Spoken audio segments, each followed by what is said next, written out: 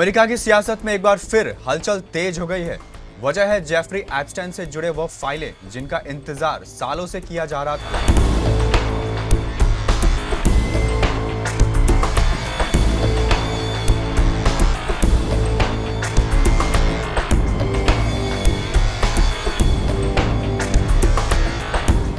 30 जनवरी 2026 को अमेरिकी न्याय विभाग ने एप्स्टीन केस से जुड़े हजारों दस्तावेज और ईमेल सार्वजनिक किए हैं। इन फाइलों में कई रसूखदार नाम के साथ साथ डोनाल्ड ट्रंप से जुड़े वर्तमान और पूर्व अधिकारियों के ईमेल्स का जिक्र भी सामने आया है।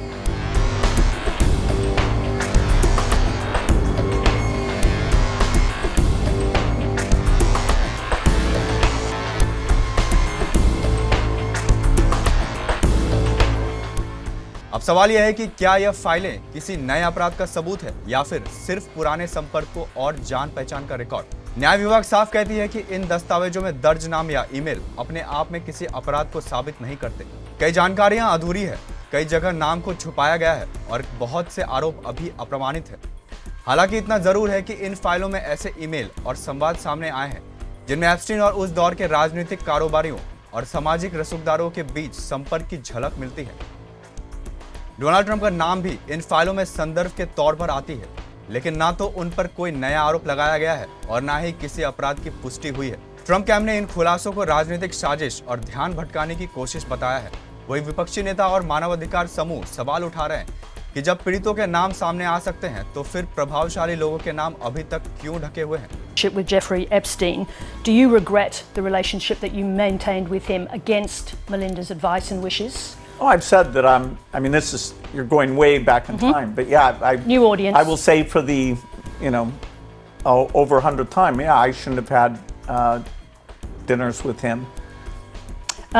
Epstein had a way of sexually compromising people. Is that what Melinda was warning you about? If you take people like Jay-Z and fucking Pusha T, they made their living killing our people, so how the fuck they gonna stand up for our people? You know what I'm saying? But we forget that because we love Jay-Z's music so much. We love Pusha's music so much, right?